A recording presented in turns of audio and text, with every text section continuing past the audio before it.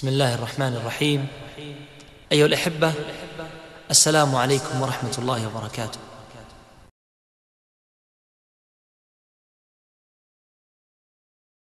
بسم الله الرحمن الرحيم. السلام عليكم ورحمة الله وبركاته.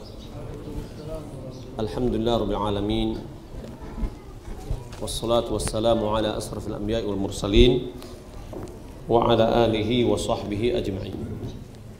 أما بعد، قال المصنف رحمه الله تعالى: باب ما جاء في الإقسام على الله. عن جندب ابن عبد الله رضي الله عنه قال: قال رسول الله صلى الله عليه وسلم: قال رجل: والله لا يغفر الله لفلان.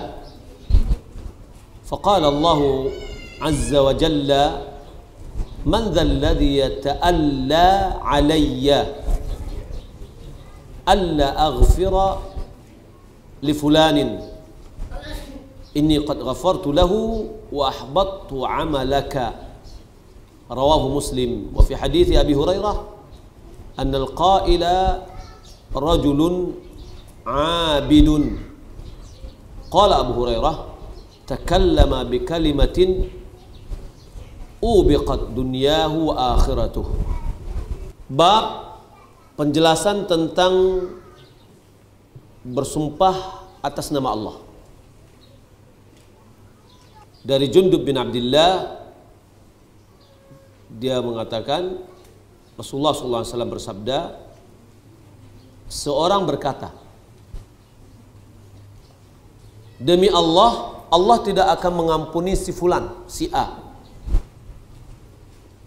Lantas Allah berfirman, siapa yang bersumpah atas namaku bahwa aku tidak mengampuni si fulan, sesungguhnya aku telah mengampuninya dan telah mengkikis, menggugurkan amalanmu.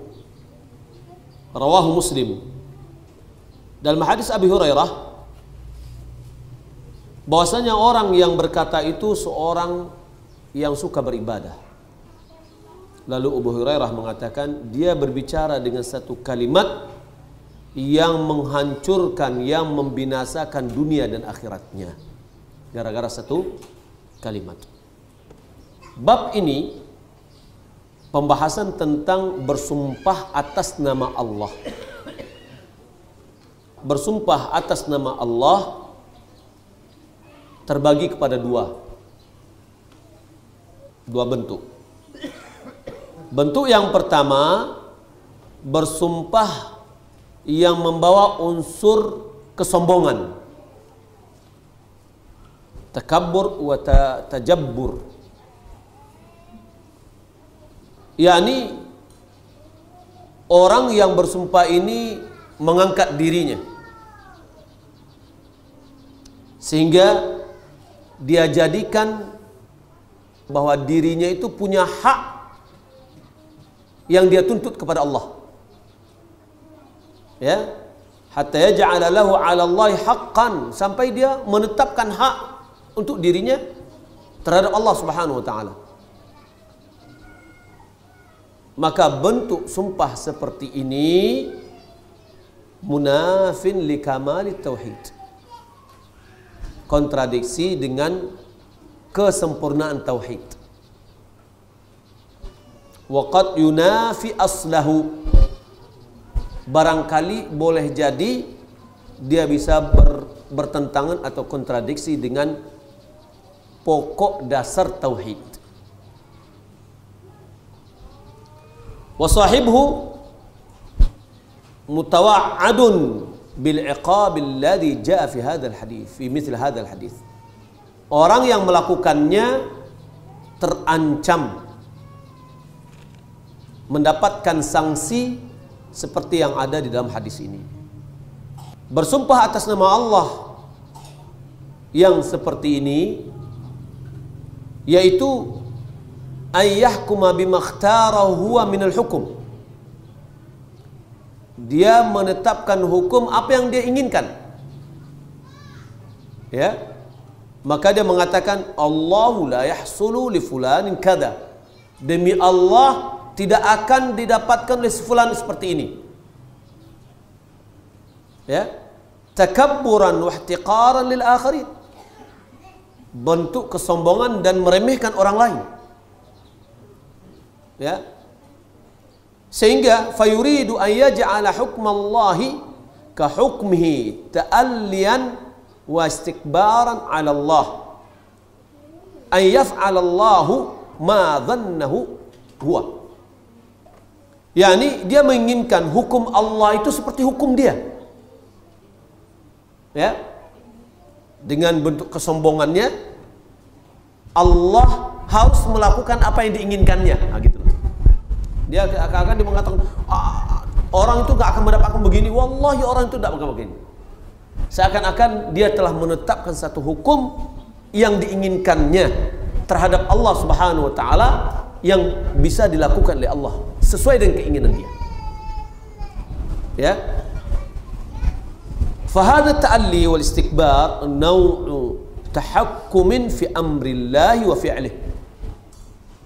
Sumpah dan kesombongan yang seperti ini merupakan salah satu bentuk tahakkum, bentuk pengendalian di dalam perintah Allah dan perbuatan Allah. Seakan-akan dia bisa mensetir keinginan Allah sesuai dengan keinginan dia, sehingga dia mengatakan wallahi, sehingga dia bersumpah. Ya, wa hadza la yasduru min qalbi mu'azzimin lillah. Hal ini tidak akan mungkin keluar dari hati yang mengagungkan Allah. Ya, jadi kalau seorang yang mengagungkan Allah, hati yang mengagungkan Allah, tidak akan mungkin dia ingin menyombongkan dirinya. Ya, bahwasanya dia pengen begini dan Allah harus melakukan seperti apa yang diinginkan. Sehingga dia memberikan hukum, dia mengatakan, demi Allah wallahi la yaghfirullahu li fulan. Demi Allah, Allah tidak akan mengampuni fulan. Ya, seakan-akan dia sudah memberikan satu keputusan bahwa Allah memang tidak akan menghukum atau mengampuni fulan. Wajah tsaniyah, bentuk yang kedua dari sumpah, ayuqsima 'ala Allah jalla jalaluhu la 'ala jihati ta'alli walakin 'ala jihati anna ma dhannahu sahihun fi amrin waqa'a lahu aw fi amrin yuwajihuhu. Bahwasanya dia bersumpah kepada Allah bukan dari sisi kesombongan, akan tetapi dia bersumpah dari sisi prasangka yang benar. Ya, prasangka yang benar dalam satu perkara yang telah terjadi pada dirinya. Ya. Jadi pengalaman dia berbicara di atas pengalaman yang pernah dia lakukan. Ya, yang sudah pernah terjadi pada dirinya. Ketika ada orang lain melakukan yang sama, ya, dia mengira bahwa itu juga akan berlaku seperti apa yang pernah berlaku pada dirinya. Atau amrin yuwajihu, atau suatu perkara yang dia hadapinya. Ya, fa hadza yuqsimu 'ala Allah an yakuna kadza fil mustaqbal 'ala jihati at-tadalluli wal khudu'i lillahi la 'ala jihati at-ta'alli. Dia bersumpah kepada Allah dalam bentuk bahwasanya satu itu akan terjadi pada akan datang dalam sisi tadallul, merendahkan dirinya kepada Allah, khudu' kepada Allah, bukan dalam bentuk menyombongkan dirinya kepada Allah. Wa hadza huwa alladhi jaa fihi al-hadits. Inilah yang di dalamnya datang hadis, wa min ibadillahi man law aqsama 'ala Allahi la abarrahu. Di antara hamba Allah orang yang jika dia bersumpah atas nama Allah, dia menunaikannya. Ya. Li'annahu aqsama 'ala Allah la 'ala jihati ta'azum wa takabbur wa ta'alli. Tidak dia bersumpah atas nama, atas mengagungkan dirinya, menyombongkan dirinya.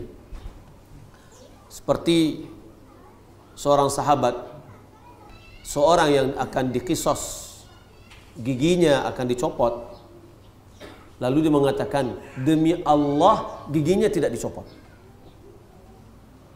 Ya, bukan ala jihati ta'azzum, bukan dia dalam menyombongkan diri bahwa Allah akan melakukan apa yang diinginkannya, tidak, tetapi dalam bentuk tazallul. Ya, harapnya kepada Allah, menundukkan dirinya kepada Allah Subhanahu wa taala. Lalu Allah tunaikan sesuai dengan apa yang diinginkannya. Ya. Walakin ala jihatil hajah wa ittifqar ila Allah. Akan tetapi dalam bentuk dia memang membutuhkan keperluan dia memohon kepada Allah. Ya. Wa hina aqsama muhtajan ila Allah. Ketika dia bersumpah untuk berharap kepada Allah. Jadi ketika dia mengatakan, wallahi demi Allah giginya enggak dicabut. Ya, itu harapnya kepada Allah. Demi Allah dia berharap kepada Allah agar giginya orang tidak dicabut. Nah, akhirnya Allah penuhi dalam bentuk dia memang memohon kepada Allah Subhanahu wa taala, bukan memberikan satu keputusan yang harus diikuti oleh Allah. Wa akkada dzalika bi asma'il billahi wa bi asma'ihi min jihati dhannihi al-husna billah.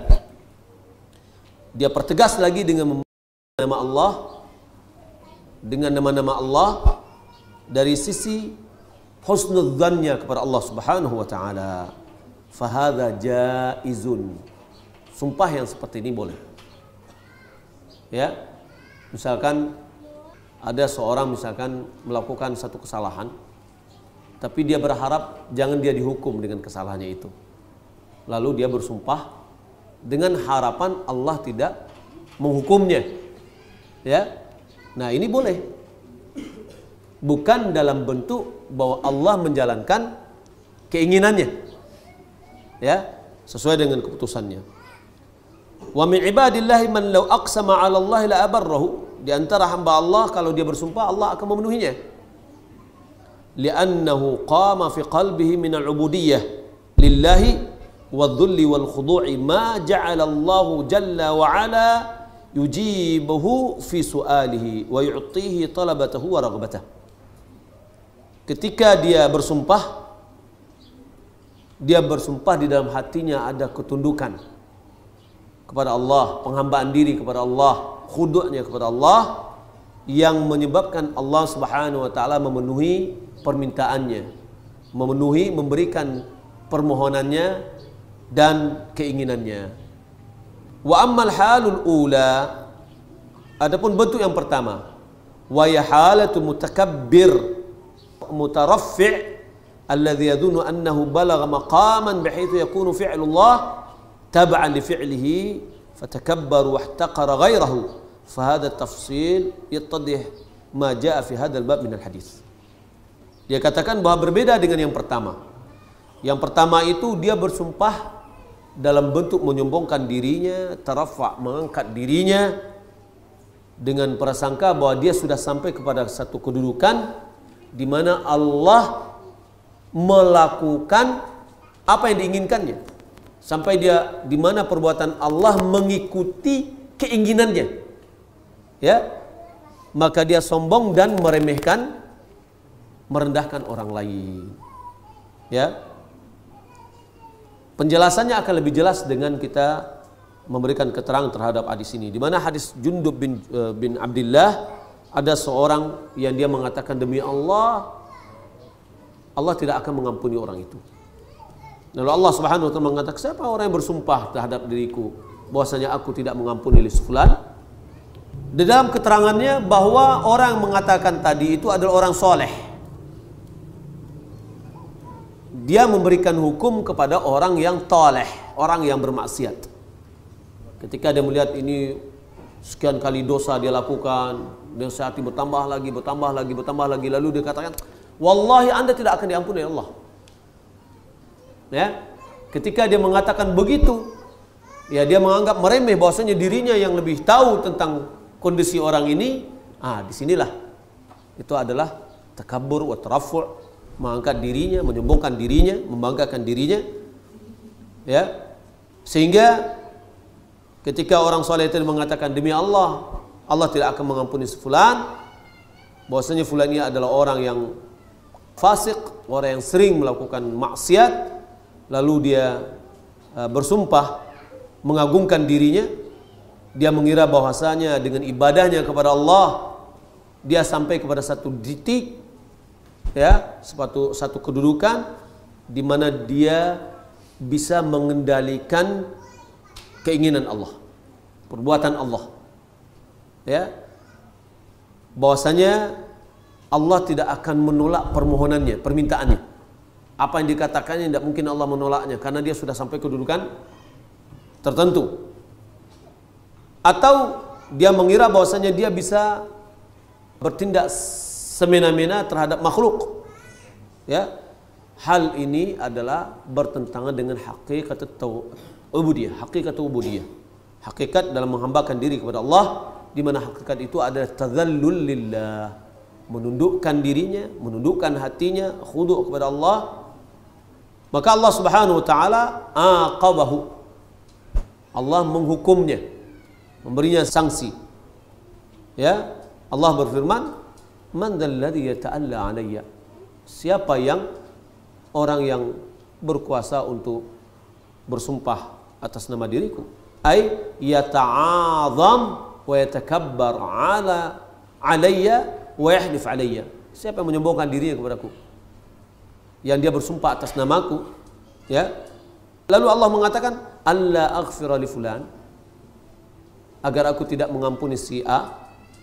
"Inni qad ghafartu lahu," sungguh aku telah mengampuni dia. "Wahbattu amalak," dan aku telah menggugurkan amalanmu. Sehingga Allah mengampuni orang yang saleh, ya, yang berbuat maksiat tadi, dan Allah menggugurkan amalan orang saleh. Ya, berbahaya. Hal ini menunjukkan kepada kita bahwa besarnya dampak dari tidak mengagungkan Allah dan agungnya permasalahan di dalam menyelisihi tauhid Allah Subhanahu wa taala. Maka orang ini, orang yang fasik ini, dianugerahkan kepada dia satu kebaikan yang dia tidak mengira. Ya, kapan dia mengira bahwasanya diampuni dosa dari Allah? Ya. Dan dia juga mungkin tidak mendengar ungkapan orang tadi. Ya, ketika mungkin boleh jadi dia diinformasikan oleh orang, lalu dia orang soleh tadi menghukum bahwasanya si A itu tidak diampuni, tidak akan bakal diampuni oleh Allah. Ya, terkadang orang kan dengan ngomongnya dengan sombong, ya, maka orang tadi dianugerahkan kebaikan yang dia tidak tahu. Taib. Wa qilat fi haqqihi kalimatun bihasabi adh-dhahir annaha mu'dhiyatun lahu.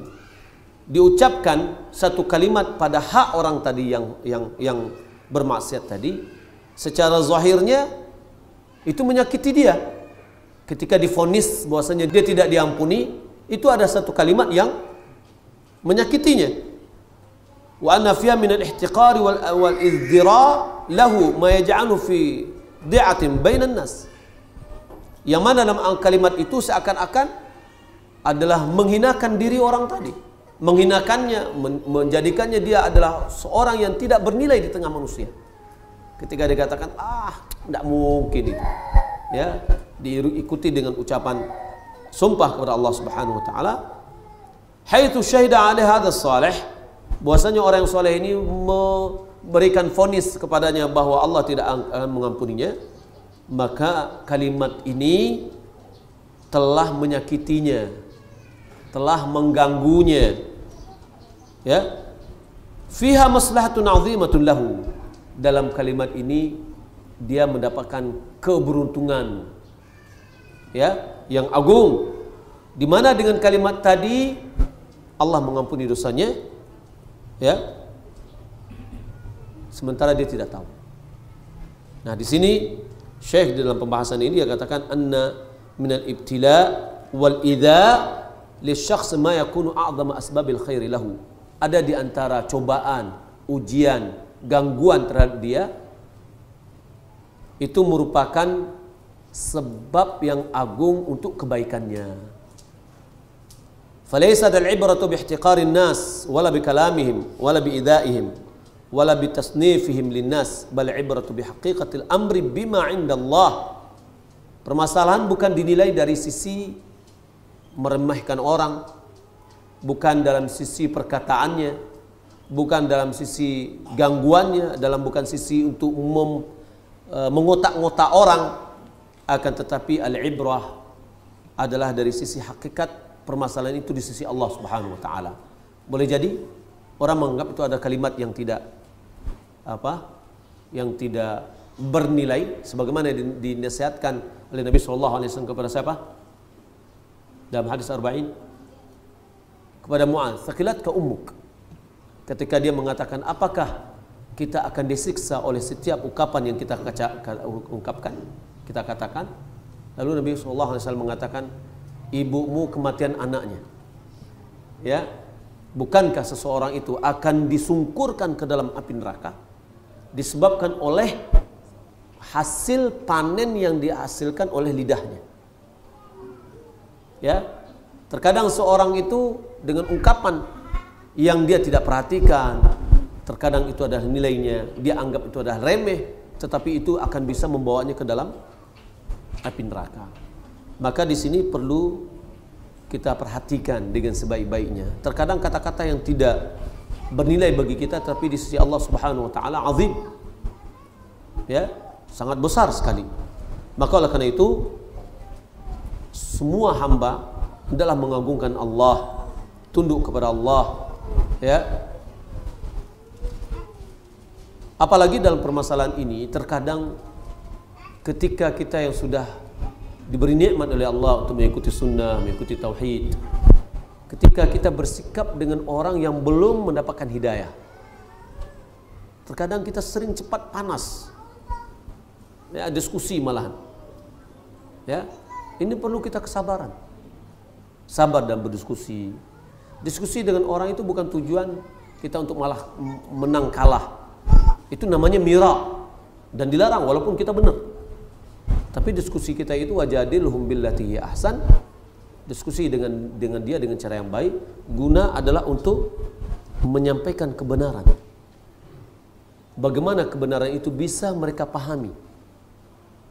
Ya, ini adalah komunikasi kita dengannya. Keinginan kita dia paham. Keinginan kita bagaimana dia bisa mendapatkan hidayah. Ada enggak orang yang akan terbuka hatinya kalau seandainya kita marah-marah ngomong dengan dia? Enggak. Maka hendaklah dengan pikiran tenang, dengan diskusi dengan baik. Kalau seandainya terjadi saling bantah membantah, ya udah diam aja. Terkadang kita melihat di diskusi, ya, diskusi di dalam media sosial itu kadang-kadang subhanallah antara muslim dengan muslim, ya, ada ungkapan yang tidak baik. Nah, dalam Al-Quran sudah diingatkan, janganlah kalian mencela Tuhan, wala tasubbul ladzina yad'una min dunillah fa yasubbullaha adwan bighairi ilm. Jangan kalian cela orang yang mengibadati selain Allah, ya, yang mengakibatkan mereka mencela Allah tanpa ilmu. Berarti kalau kita kembali dalam kajian kita hadis tadi, apa tadi kajiannya? Aisyah, nisbatul fi'il ila man yatasabbab, menggolongkan perbuatan itu kepada orang yang menjadi penyebabnya. Bukankah dalam hadis yang lain Nabi SAW di antara dosa besar adalah seseorang yasubbur rajulu abahu, seorang mencela bapaknya. Para sahabat heran, ada enggak orang yang mencela bapaknya? Pada zaman dia enggak ada orang yang berani mencela bapaknya. Tapi kata Rasulullah SAW, dia mencela bapak orang lain, orang tadi mencela bapaknya. Berarti dia penyebab bapaknya dicela. Sebenarnya dia telah mencela bapaknya langsung. Nah begitu juga ketika kita mencela Tuhan, orang-orang yang mengibadati selain Allah, sehingga dibalasnya lagi, dia mencela Allah Subhanahu wa taala tanpa ilmu, maka berarti kita yang tidak langsung telah mencela Allah Subhanahu wa taala. Ya, maka karena itu di dalam kita berdiskusi jangan kita langsung emosi. Ya. Dan menghukum tidak boleh kita menghukum. Kita ajak mereka berpikir. Ya. Berdiskusi alangkah baiknya kita dengar dulu, setelah selesai kita berikan tanggapan, ya. Tapi kalau misalkan saling ya berdebat kusir, ini tidak baik. Dan malah itu dilarang. Maka di sini kita melihat ketika kita berhadapan dengan orang, jangan sampai kita ta'alli 'ala Allah, bersumpah atas nama Allah dalam bentuk kesombongan. Ya. Kita sudah dapatkan hidayah oleh Allah Subhanahu wa taala, alhamdulillah. Mendapatkan hidayah itu adalah berat. Sebagaimana orang masih banyak belum mendapatkan hidayah dan dia berat untuk mendapatkannya, sebagaimana pada kita dulu juga berat. Ya, ketika kita mendengar ini aneh bagi kita dan yang lain. Begitu juga dengan orang lain.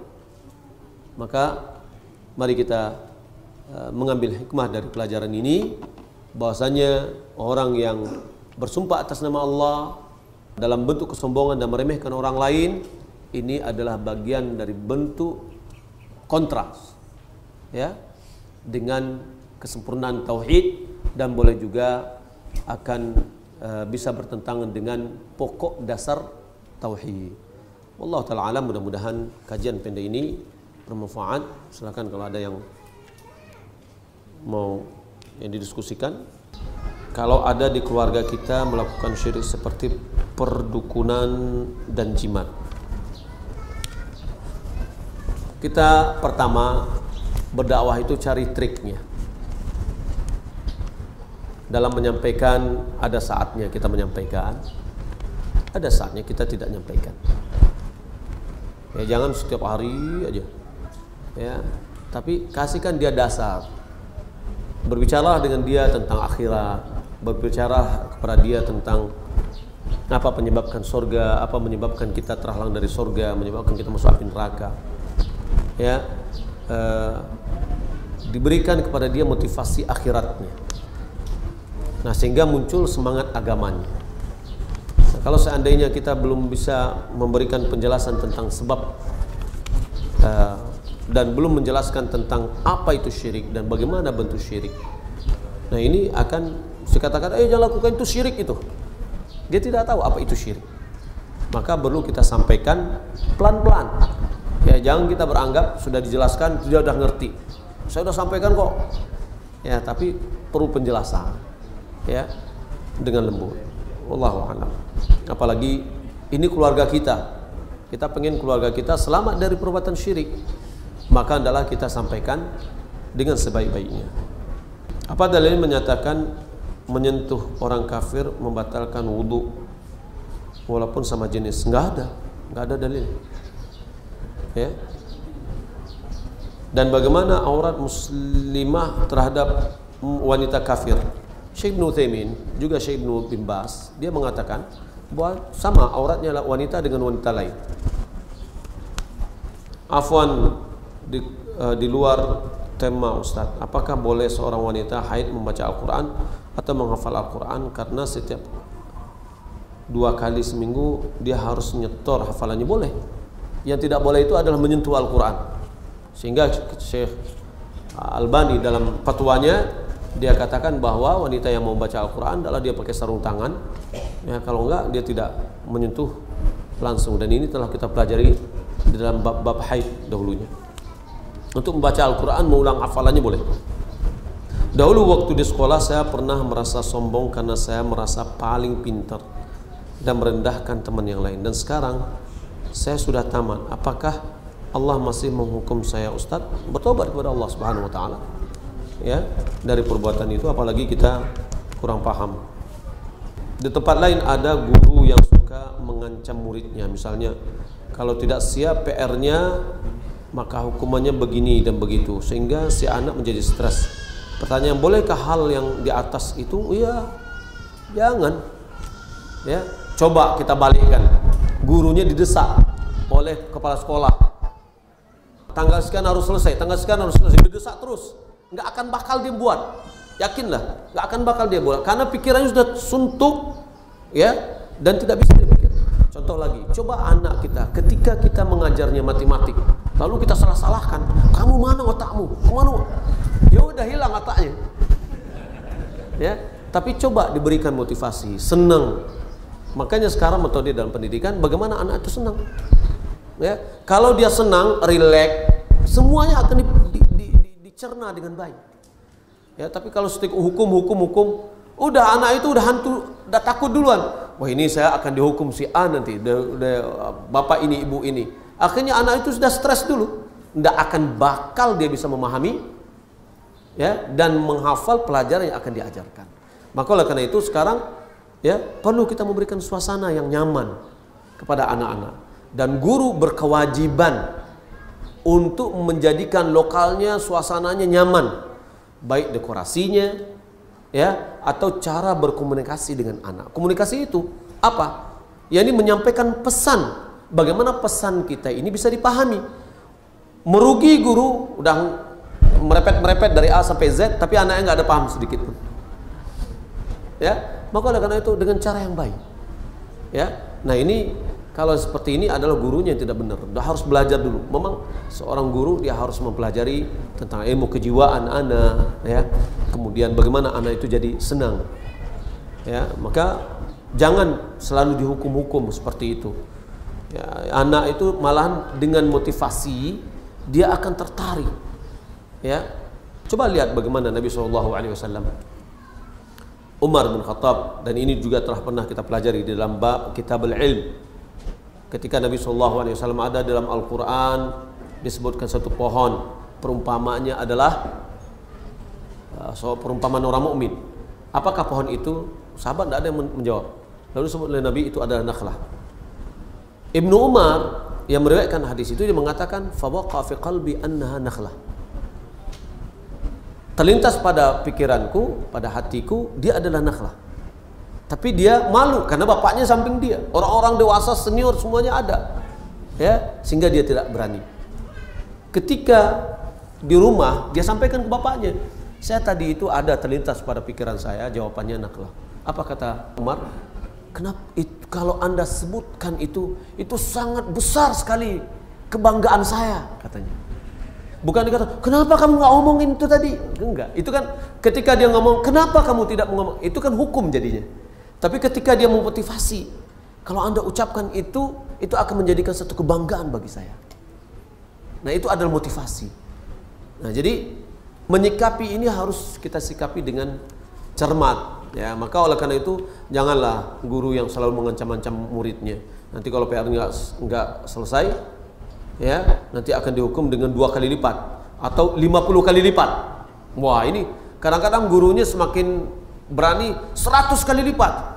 Keinginannya adalah supaya anak-anak tadi menjalankan tugasnya. Tapi kalau anaknya tadi misalkan tertidur dia, ya, ada sesuatu yang menghalangi dia dalam bekerja di rumah, mungkin PR-nya, akhirnya bagaimana? Dia tidak mau sekolah. Kenapa? Nanti PR saya dilipat gandakan menjadi 100.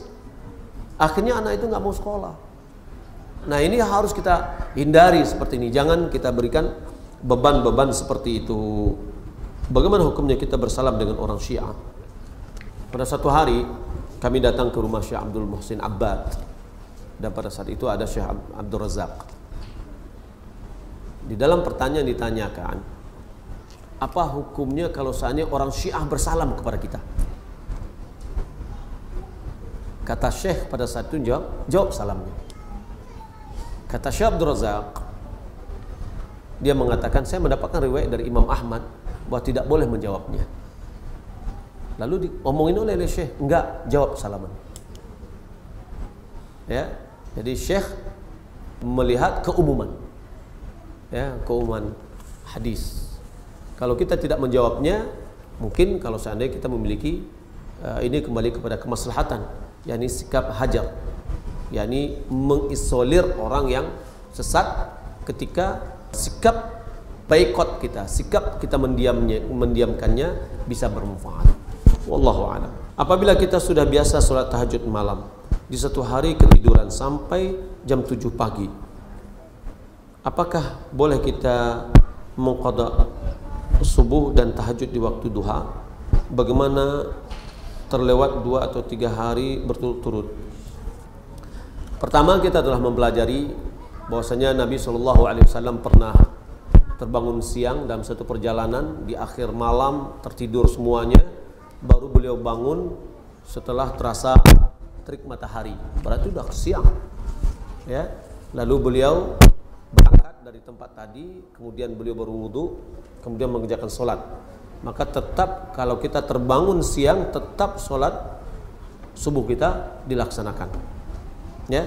Malahan kalau waktu yang terlarang pun, yakni pada saat terbitnya matahari, maka tetap kita juga mengerjakannya. Dan ini sudah kita pelajari di dalam apa pelajarannya? Adabul masyi ila shalah, yakni ba'da maghrib hari Senin. Juga kalau seandainya dia biasa sholat tahajud kemudian dia tertidur pada malam itu, tidak sempat bertahajud, maka dia qadha pada waktu duha dan ditambah 1 rakaat.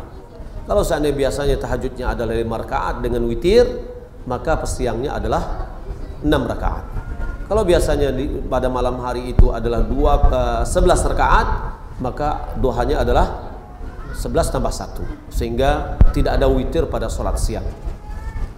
Bagaimana kalau 3 hari? Ya, setiap harinya dia sholat, malamnya dia lupa, duhanya dia lakukan, besoknya juga tertidur lagi, ya seperti itu gitu loh. Tapi tidak dia kumpulkan, ya 3 hari setelah itu baru dia qadha, tidak. Wallahu a'lam. Dalam hadis riwayat Tabrani disebutkan bahwa Allah tidak mengampuni dosa pelaku bid'ah sebelum dia berhenti dari bid'ahnya. Bukankah dalam Quran ada ayat yang berbunyi Allah mengampuni selain dosa syirik? Ini diberikan taujih oleh ulama bahwa apapun dosa diampuni oleh Allah Subhanahu wa taala sebelum dia meninggal dunia. Namun kenapa disebutkan bahwa ahli bid'ah itu tidak diampuni oleh Allah dosanya sebelum dia meninggalkan bid'ahnya? Maksudnya adalah seorang yang di dalam bid'ahnya dia tidak akan bakal bertaubat. Karena apa? Karena dia merasa benar di dalam perbuatannya. Bagaimana dia akan meninggalkan perbuatan itu? Dia menganggap ini adalah penghambaan diri kepada Allah, mendekatkan dirinya kepada Allah. Kapan dia akan bisa bertaubat? Kalau seandainya dia meninggalkan perbuatan bid'ahnya, baru dia bisa, oh iya, saya salah, ya, maka dia tinggalkan, baru dia bisa bertaubat dari perbuatan itu. Tapi selama dia masih berada di dalam perbuatan tersebut, dia tidak akan bisa keluar dan dia tidak akan bertaubat, karena dia menganggap perbuatannya adalah perbuatan yang benar. Dia beranggap dia sudah berbuat baik. Yuhsinuna sun'ah. Wallahu a'lam. Bagaimana kalau si A memiliki kesalahan atau telah berbuat zalim ke si B? Di antaranya telah menyakiti dan mengambil barang-barang si B, dan si A bertobat dan ingin minta maaf. Namun si A takut si B meminta kembali barang-barangnya, sedangkan si A keadaan ekonominya sedang kurang. Mohon saran dan penjelasannya. Ya nggak apa-apa, kita minta maaf, saya pernah mengambil uang Anda atau barang Anda. Dia bilang, tapi saya ini kalau mau saya kembalikan saya belum punya uang. Ngomong aja dengan jelas. Oh kalau gitu ya udah, itu hutang Anda, nanti kalau udah uang bayar. Ya udah, ketika ada uang bayar. Ya. Nah, jadi tidak ada masalah sebenarnya, harus terus terang. Tapi kalau kita bertobat, tidak mengembalikan haknya, tobat kita dalam masalah ini belum diterima. Ya, syaratnya ada 4. Berhenti dari perbuatan itu, menyesali perbuatan tersebut, dan tidak bertekad untuk tidak mengulang kembali. Yang keempatnya harus mengembalikan hak tersebut. Oh, bagaimana kalau seandainya ketahuan saya ini kan orang pejabat, ya, orang yang terhormat, tapi kalau ketahuan saya mencuri, kemana wibawa saya? Kalau begitu begini aja, uang ada, saya sumbangkan aja atas nama dia, bagaimana? Ke masjid. Bagaimana hukumnya? Kalau saya mengatakan saya pernah mengambil uang Anda 5 juta, ya, kita orang yang punya wibawa, ya, Nah, bagaimana? Kita sumbangkan aja untuk ke masjid. Ya, kita kan sudah membersihkan harta kita dari harta dia. Nah, lalu kita sumbangkan ke masjid supaya dia dapat pahala. Gimana? Boleh atau tidak? Kenapa tidak? Terus kalau disumbangkan?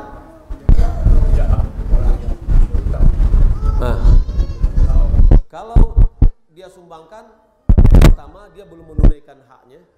Yang kedua, si B yang punya harta tadi tidak dapatkan pahala. Si A dia sudah bertindak dalam harta orang yang tidak diizinkan.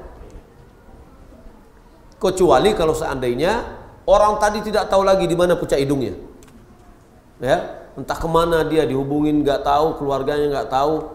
Nah, maka dalam kondisi ulama mengatakan boleh. Karena kita sudah berusaha dan ingin melepaskan diri kita, kita niatkan untuk si A yang kita tidak tahu lagi di mana tempatnya. Wallahu a'lam. Orang Syiah mentuhankan Ali berarti mempersekutukan Allah dan mereka dihukum kafir. Ana tetanggaan dengan orang Syiah, dia bersalam dengan ana. Bagaimana hukum itu? Apakah dia penggemar atau dia sudah meyakini seperti itu? Ya, kalau seandainya dia sudah meyakini seperti itu, ya kembali lagi dengan ucapan Syekh Abdul Muhsin Abbad, ya bapaknya Syekh Abdul Razak, dia menghukum dengan hukum umum karena mereka masih sholat menghadap kiblat. Wallahu a'lam. Bagaimana hukum mewarnai rambut? Rambut putih diwarnai dengan selain hitam. Kalau yang hitam, bagi ibu-ibu ada pertanyaan dari dijawab oleh Syekh bin Baz rahimahullah taala. Kalau seandainya ada ibu yang mau mewarnai rambut hitamnya menjadi warna yang lain, disyaratkan yang pertama tidak tasyabbuh dengan kufar, kafirat, orang-orang kafir. Ya, jangan menyerupai itu. Yang kedua, tidak boleh zat yang bisa menghalangi terhalangnya dari air wudu. Ya, wallahu a'lam. Mudah-mudahan bermanfaat. Sallallahu alaihi wa ala alihi wa sahbihi ajma'in. Wassalamualaikum warahmatullahi wabarakatuh.